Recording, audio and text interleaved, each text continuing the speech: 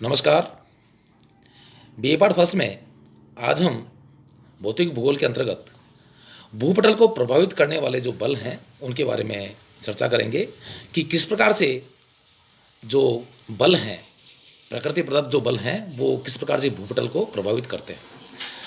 अगर देखा जाए तो जो परिवर्तन है वो प्रकृति का नियम है। लगातार प्रकृति में परिवर्तन की जो प्रक्रिया है वो चलती रहती है और ये जो परिवर्तन है ये दो प्रकार से जो भूपटल है इसको प्रभावित करते हैं। दो भागों में इन परिवर्तनों को, ये जो बल हैं, इनको बांटा गया है। एक परिवर्तन तो अकस्मात होता है जिसमें अपन अपनी आंखों से उस परिवर्तन को देखते हैं, और एक परिवर्तन होता है वो लंबे समय तक वो प्रक्रिया चलती रहती है और वो काफ़ी लंबे समय के बाद में जाके और उसका जो प्रभाव है वो दिखाई देता है, जिसमें अपन शामिल करते हैं पर्वत निर्माण। और जो आकस्मिक जो बल हैं उसमें ये ज्वालामुखी है, भूकंप है, इनको शामिल करते हैं। अगर अपन देखें तो ब्रह्मांड में सौरमंडल एवं पृथ्वी की उत्पत्ति से लेकर भूपटल पर विभिन्न स्थल रूपों एवं स्थलाकृतिक लक्षणों का जो निर्माण होता है इस प्राकृतिक नियम को प्रमाणित करता है। अगर अपन भूगर्भिक इतिहास की तरफ झांकते हैं, देखते हैं, तो ये जो परिवर्तन हुआ है वो इन्हीं बलों के द्वारा हुआ है। पृथ्वी की जो सूर्य से उत्पत्ति हुई उस समय पृथ्वी को दो प्रकार के बल प्राप्त हुए। एक है अंतर्जात बल और दूसरा बहिर्जात बल। अंतर्जात बल है जो धरती के अंदर या जो भूपटल है उसके अंदर कार्य करते हैं और वो बल अपनी क्रिया के द्वारा भूपटल के ऊपर असमानता उत्पन्न करते हैं।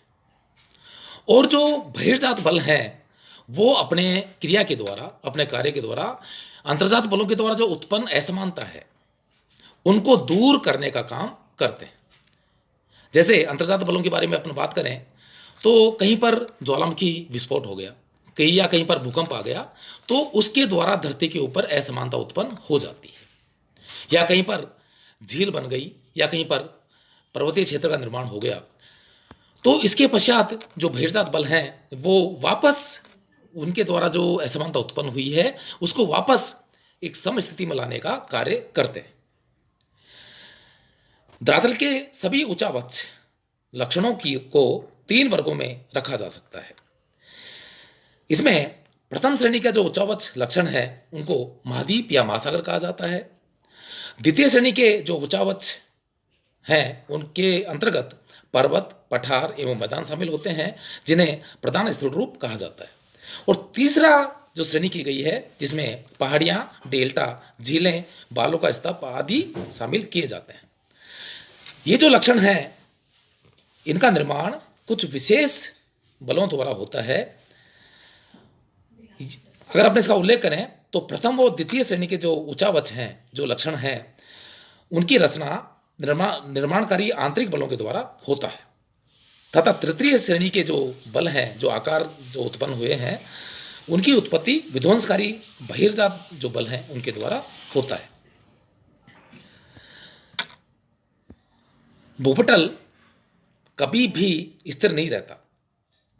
पृथ्वी का भूवैज्ञानिक इतिहास इस बात का साक्षी है कि भूपटल के प्राचीन उच्चतम पर्वत घिसकर पठार या मैदान बन जाते हैं या बन गए हैं। अगर अपने अरावली के बारे में बात करें तो वो इसी श्रेणी का एक पर्वतीय क्षेत्र है, तथा जहां कभी समुद्र था या महासागर था वहां आज उच्चतम वलित पर्वत श्रेणियां स्थित है।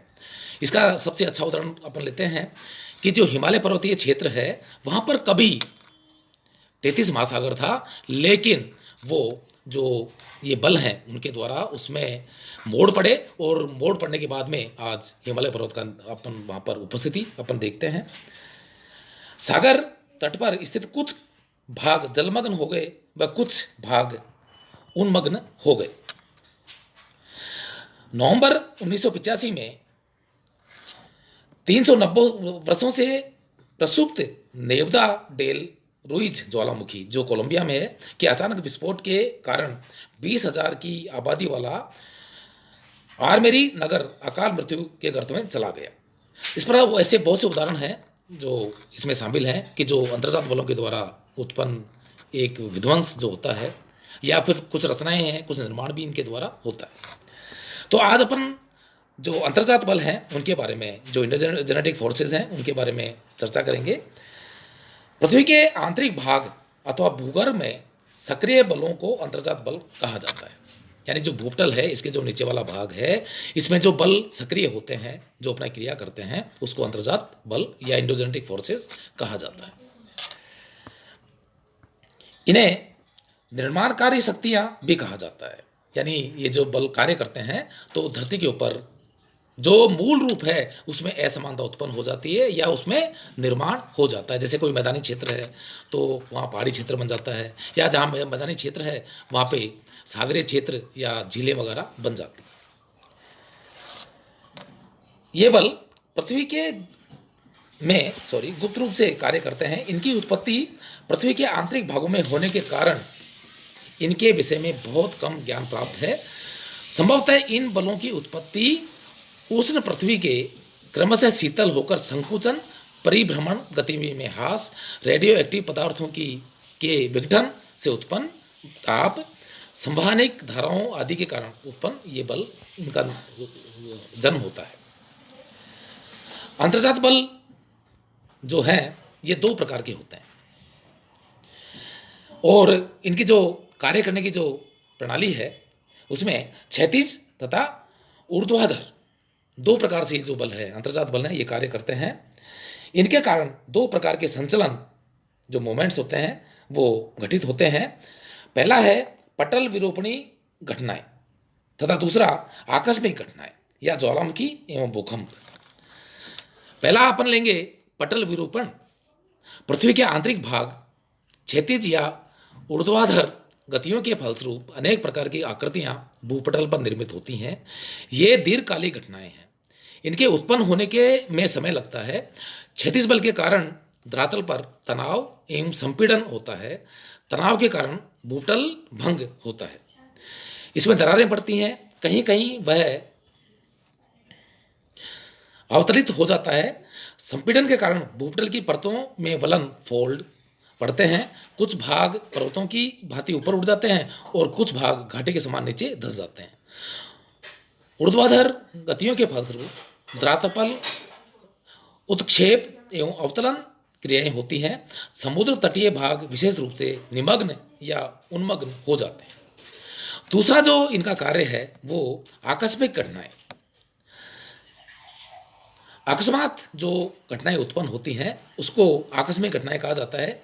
इन्हें उत्पन्न करने का, सक्रिय बनाने का कार्य भूगर्भ में पहले से चालू रहता है। इनके अंतर्गत ज्वालामुखी क्रिया एवं भूकंप को शामिल किया गया है। ज्वालामुखी के सक्रिय होने पर उसके विस्फोट से बाहर निकले पदार्थ द्वारा भूपटल के ऊपर व भीतर अनेक प्रकार की शिलाकृतियां बन जाती हैं। भूकंप के द्वारा भी भूपटल पर विध्वंस होता है। नदियों के मार्ग बदल जाते हैं। झीलें, इमारतें, रेल एवं सड़क मार्ग आदि नष्ट हो जाते हैं। जनधन की अलग से हानि होती है।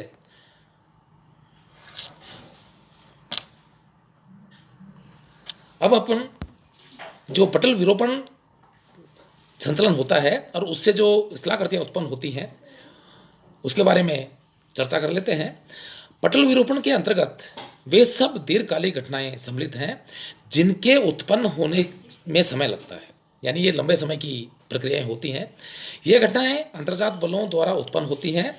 पृथ्वी के आंतरिक भाग में क्षैतिज या ऊर्ध्वाधर गतियों के फलस्वरूप भूपटल पर अनेक विकृतियां उत्पन्न होती हैं। धरातल के नीचे क्रियाशील ये शक्तियां विवर्तनिक शक्तियां कहलाती हैं। लैटिन भाषा के टेक्टोन का अर्थ निर्माणकारी होता है, अतः इन शक्तियों को निर्माणकारी शक्तियां भी कहा जाता है। इनके अंतर्गत दो प्रकार की गतियां होती हैं, ऊर्ध्वाधर तथा क्षैतिज। ये शक्तियां धरातल पर बंकन, वलन, चटकन,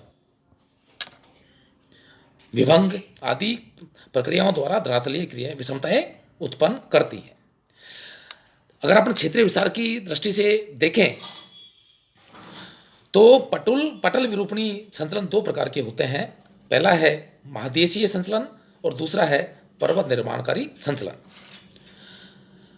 जो महादेशीय संचलन है ये लैटिन भाषा में एपिरोज का शब्द से लिया गया है, जिसका अर्थ होता है महाद्वीप। महाद्वीप निर्माणकारी अथवा महादेशीय संचलन अत्यंत व्यापक क्षेत्रों को प्रभावित करता है। मूलतः ये संचलन ऊर्ध्वाधर अथवा अरीय शक्तियों द्वारा धरातल के को प्रभावित करता है। फलतः भूखंड ऊपर उठते हैं या धंसते हैं। इसके प्रभाव समुद्र तट पर विशेष रूप से दृष्टिगोचर होते हैं, जहां तटवर्ती भूमि जलमग्न या उन्मग्न होती है। किंतु यह एक उल्लेखनीय तथ्य है कि उपरोक्त प्रभाव एवं परिवर्तन सहसा दृष्टिगोचर नहीं होते, बल्कि दीर्घ काल में जाकर ये स्पष्ट होते हैं। यानी इनको, ये जो बल इनके द्वारा किया गया जो कार्य है, ये बहुत लंबे समय के बाद में दृष्टिगोचर होता है। महादेशीय संचलन को दो भागों में बांटा गया है। पहला है ऊपरी मुखी संचलन और दूसरा है अधोमुखी संचलन।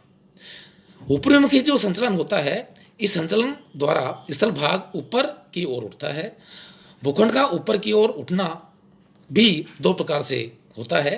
पहला है उत्थान, जिसमें महाद्वीप के आंतरिक या स्थानीय भाग जब अपनी निकटवर्ती सतह से ऊपर उठते हैं, उसे उत्थान कहा जाता है। और दूसरा है उन्मज्जन। महाद्वीपियों के तटवर्ती भाग जो पहले जलमग्न थे और सागर की सतह से ऊपर उठ जाते हैं, तो उसे उन्मज्जन कहते हैं। ये प्रत्येक महाद्वीप के उत्थान एवं उन्मज्जन के प्रमाण प्रत्येक महाद्वीप में मिलते हैं। आज इतना ही लेंगे, बाकी कल इसको कंटिन्यू करेंगे टॉपिक को।